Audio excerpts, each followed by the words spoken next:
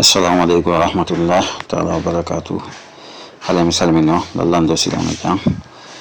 Alhamdulillah langa jang. Hari ang hira ko ta kala mon kawni lan salmina kalawang aboni be o chaîne me YouTube kasalo woni Lensen TV lan tudo man haditi men kadi on abono au maximum hare wala do en contenu di bui video di bui inshallah warto en kon fi concernant Lady Mending kono Lady Mending avancita ko honno gonga nyibilta kamen inshallah taala hara kono do wanta objectif fi o chaîne YouTube do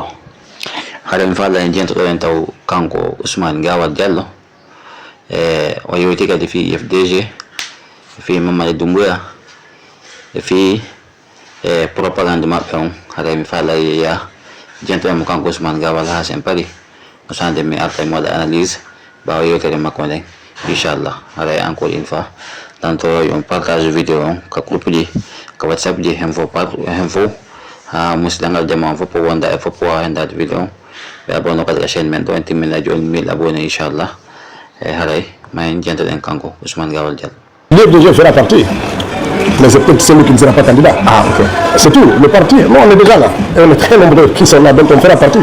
Moi je l'ai dit dès le début, depuis 3 ans, que nous apportons notre soutien au président de la République en tant que parti, même si j'en dirigeais là. Aujourd'hui, certains m'ont fait un procès comme ça. Pourquoi il veut prendre la tête du parti alors qu'il s'est déclaré un soutien au président de la République? Je ne change pas ce paramètre. Mais aujourd'hui, quand on regarde ce que j'ai montré tout à l'heure, la grande majorité des responsables et des militants du parti ont déjà considéré qu'ils ne sont plus un parti de l'opposition, ils sont dans la mouvance. Maintenant, le parti doit prendre ses responsabilités de participer au processus, non pas pour dire je suis pas président, je ne fais rien, mais si tu n'es pas président, tu peux être député, tu peux être sénateur, tu peux être maire, tu peux être président de district ou chef de quartier. Il y a beaucoup d'autres élections auxquelles le parti doit prendre part. Et ça, c'est très important. L'idée qui est négative, c'est celle de considérer que si son président actuel n'est pas là, le parti ne doit aller nulle part. Ça, c'est une faute morale et politique. Mais on ne s'inscrit pas dans cette dynamique-là. On ira aux élections, y compris qu'on va se prononcer pour apporter des clarifications dans la position qui va être la sienne lorsque les déclarations de candidature auront été closes. Quid de la suspension? Alors évidemment, le parti est suspendu parce que vous savez ce qui se passe de ce point de vue-là. On n'arrive pas à respecter un certain nombre de rythmes. Mais les gens disent simplement, comme c'est de coutume, que oui, l'État veut, il nous dit en même temps qu'on doit faire le congrès pendant 45 jours, mais aussi il nous interdit de faire le congrès tant qu'il n'y a pas de procès. La réalité, c'est quoi? C'est quoi le problème de l'FDG? Il n'y a pas que le problème du congrès. Il y a un problème financier. Je l'ai déjà souligné dans le passé. On n'a pas été capable de montrer un compte bancaire où on fait des mouvements financiers depuis tout ça. C'est un problème. Ensuite, il y a eu des problèmes de faux en écriture. On a fourni un MATD, un document pour attester qu'en 2020, le 6 septembre, on aurait fait une convention pour reconduire les membres du bureau exécutif national, ce qui était faux. Il y a ces documents qui étaient rejetés aussi. Et puis il y a la liste des membres de la direction nationale. On nous a demandé de fournir la liste des membres du bureau exécutif. Dans nos statuts et réglementaires, c'est marqué les membres du bureau exécutif de l'FDG sont au nombre de 350. Ils ont fourni une liste de 420. Et donc ça aussi, ça a été rejeté. Donc le problème de l'FDG et ses suspensions ne sont pas liés que au problème du congrès, sans oublier que les 420 qu'on a fournis, quasiment 70% de ces personnes n'étaient pas dans la liste de 2015, du dernier congrès. Donc,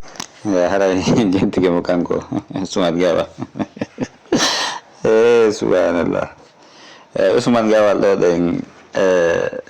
himoy wa babajo goddo tonya biddo makko ha para naba mo kalawol halaw toni no mode babajo ganga de wada mo andi biddo makko ko tonya donc si ala ma fudda ma sifade wana misal joni biddo makko o wadi ɗum ɗo donc kanko babajo o lade mo protéger de ɓiɗɗo makko on non seulement himo andi ɓiɗɗo makko on ko toñaɗo babajo o lade mo darade o haala gonga goɗɗo nalo tambitande ɓiɗɗo makko on par ce que en général babajo e ɓiɗɗo ma hay no wodi toon ɗen kaji goo hay tambitanɗa ɓiɗɗo ma on hay hoore fenade makko ɗen ɓay ko ɓiɗɗo ma defata no hananma tawi ko droit ma mana ɓay ko ɓiɗɗo ma ko ƴiyamma kono o lede babajo on himo waɗa ɗum o so tambitanta ko ɓiɗɗo makko on o haala gonga no woniri no babajo on na ɗum o waɗi bon kanko wadde ɓetta ɓiɗɗo makko on o ɓurtamo wokude wona non woni ha wona ɗum ɗon tun o wuji o wujalde 10 000 ko woni ɗon o inni ko 10 000 o wuji kono woni sa wona 10 000 o wuji ko 1 million o wuji et puis ɓawo mo wujude kadi on 1 million donc o yehi kadi o détourni kawtal ngal to o waɗi ɗum ɗo o bonni ɗum ɗa e ɗum ɗa ka saro ganda o waɗi ka ɗum ɗa kadi o yehi wallide ɗum ɗa ni donc o ko bonɗo ni o hay wona duuɓo goto duwannomo sokude ɗum duwamo sokude ha maya donc o koni donc Ousmane Gawal ko on démarche ɗon ɗen o woniri o woni revendique de IFDG ɓay ka début vidéo ɗo ko vidéo mo fuɗɗoto mi sikki o nani ko soi-disant journaliste on ko landimo kon o inni joni noon ko honno IFDG ɓe sanctionna élection ji ɗi neɓata o hana ka IFDG si tawetake ka élection ji woni non woni IFDG tawete woni wo ko won tun haɗa wona cellula ɗen wonta hoore parti IFDG on kono IFDG ɓe tawete ka fi ɗi élection ji e 28 décembre ɗiɗi ɓe woni haalde fi mum ɗo ɗe kanko Ousmane Gawal o confirme woni o IFDG yahay wo kon haɗa wona alaji sellu woni ka hoore parti IFDG o affirme ɗum noon kadi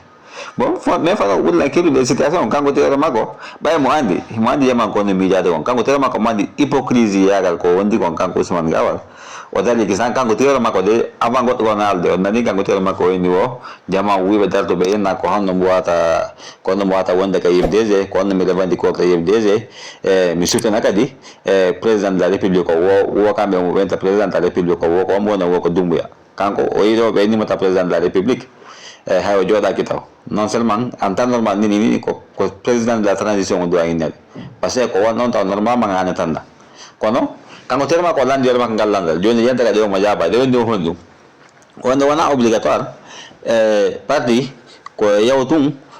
ko woseke parti wona obligatoire ko yaw o président o présidentiel wona ɗum to no wodi toon élection ji ɓuyɗi ɓe doit yaade ɓe yaade fi wonugol député bon ɓe yaade fi ka chef de quartier fi maire fi piiji ɓuy mana ɓe yaade ɓe président o hay kanko so dari ko inni donc kanko o wallete to Mamadou Doumbouya ha Mamadou Doumbouya laamu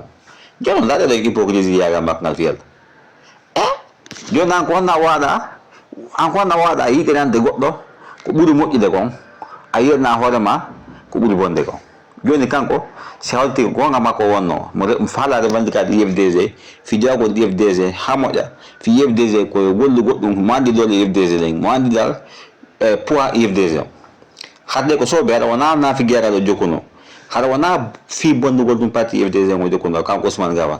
kono kanko o wata daraɗo ɗo ngo dara o inna IFDG hayso ɓe yataka présidentiel hayso ɓe soutinayi Mamadou Doumbouya donc élection ji goɗɗi wonno toon e mbuyi ɗiɓe watade ɓe présente o IFDG ɓe andan hoore mum mbi élection ji fuɗɗa waɗede Guinée laaɓuɗi ɗi ɗawa fof no anda ko IFDG woni gagnade kono kanko Ousmane Gawal o dartoɗo ɗen o waɗa naafi guiyagal o haala sifati haalaji non vraiment haɗa no ngalɗini quoi vraiment wono ko ɓe woni intellectuel ɓe laamiɓe en ɓen lagina woko weeɗo non vraiment no yurmi quoi no yurmi ina yurmi wallahi non c'est pas possible et puis kadi mo daɗo kadi mo enfonce kadi IFDG mo daɗo mo haala wayni won non seulement IFDG ɓe yattinali compte banque mo ɓe holliri wondema o compte maɓɓe banque ɗo ɗen financement ji maɓɓe ɗin ko ɗo woni e iwde ko ni ɓonde financier le parti ko ɓe yaltinali ɗum ɗon donc wonwo toon piiji buyi ko IFDG hanno wadde ɓe waɗali wuuro ɓe jooɗi ɓe deƴƴiti so wi hayno woni haade renode fois darto haala nous manseke waɗa dara wona on n'a pas présenté maanaam no haali tan on n'a pas présenté cela veut dire que so haaliri noon seke haɗay mo watti hoore makko IFDG kanko mana o yaltinaɗo hoore makko e IFDG joni o yaltina hoore makko e IFDG ha para no woni haalirde noon ha para mais kono hen mo dennigireɓe maɗa seke joni no wawi joni wasa dari ga henni minen famille amen on ha para bonna kadi inde mon onon famille on e sa fami ese non famille ɗum woni haalde kon bon no wawi joni so goɗɗo larke ɗo e guinniɗo en joni minen famille on minen famille amen on ko ni miɗen mari ɗella ɗiɗo minen famille amen on miɗen dowa wadde ɗum ɗo mi waɗali minen famille amen on nini kono o kala wonɗo e haalde ɗum on haɗa kanko mo revendique wondugol hoore famille on baba famille on haɗa mo revendique ɗum ɗon non seulement kono haɗa mo daro mo enfonça ɗon hoore makko mo wenna mbeɗen hani waɗi ɗum ɗo kono mi waɗali mbeɗen hani waɗi ɗum ɗo kono mi waɗali donc vraiment haɗa ɗum ɗo sa sowi sa mi accade interview on ha interview makko on fof ɗum interview on sa musina e hoore vraiment lagine propagande ko woni lagine kon yimɓe mansike yimɓe naafiguiɓe yimɓe ɓe anda ɗon hoore mum ɓe arda ko wonte imanu ɓe arda ko wonte neɗɗo yakal kon vraiment ndi leydi men ɗo ɗen no yurmi quoi no yurmi wallahi ko ɗum mi nani remeji no haala ɗe balɗe ɗo wondema o wonde ma Mamadou Doumbouya sa ko faala sa ko sage men ɓen Fouta bon wo ko ɓeato kamɓe ɓe dumanna ɓe sutuna fi candidature makko on hara ko toon déclaration mum on addato iwrude propagande mum on hara ko to yaltirta donc fi annoncement non vraiment fimen no yurmi wallahi ka Mamadou Doumbouya ɗo ɗen musidɓe men ko tawa e ɗi propagande ji ɗo ɗen e fi affaire soƴugol ɗo ɗen inna Mamadou Doumbouya surtout e ɗi élection ji o affaire o constitution koko feƴƴi ɗo ɗen on vraiment holliri enen ɓe fulɓe normalement ko onen duwano wonde modèle ko onen duwano wallidiri enen duwano jonidirde juuɗe fiye laamu onen duwano laamade siko hani kon on o ledere laamade hiɗe wa e masake hiɗe yaade holliren heege holliren miile yagal donc jokken usal Mamadou Doumbouya en bon fi saabu mbuuɗi kono en ka fen si Allah jaɓi waɗi ko ɓen tan on film kaka fen haɗay si Allah jaɓi yeeso yettaki kumpa inchallah kono noon langandi laamu maninga en ka fen inchallah donc haɗa Ousmane Gawal komin innama continue tum kono noon ɗani mini ko musidma hoorde musinon hoorde maƴili on koko yiɗon aɗaɗi sellu ko ɓe woni waɗi lini leyɗe koto kon surtout ko feƴƴi États-Unis kon o conférence maɓɓe ɗo on o wi jamanu no toon noon o wi no ɓeydira noon hiɗon andi poids maɓɓe on en vérité ko selludal en ani ɗon ɓayno ɗon andi selludal en hiɗon faala ñamude en paix hiɗon andi en tant que selludal en e parti makko hino wooda o wata wadde ko falno kon ɗon andi élection hayso wujju hara wujju o wata gagnade élection lagin hade de ko wujjale na noon fils bon joni noon daron taw ɗon ko empêchegol mo rewo rewteɗɗe fof fi wata présente o ona candidat ko ɗum waɗi si waɗ ɗon koko wonɗen e wadde ɗo en kon fof kono inchallah allah nanɗo ngo waga sakkoɗa no si Allah jaaɓi haɗay mi salmini on mi tori koye yon abonno ka chaîne men YouTube ɗo au maximum Lensen TV haɗay waɗa yoɗen vidéo ji régulièrement inchallah actualité e ko yewdi e fi mum haɗay mi salmini on yo Allah ko en jaam.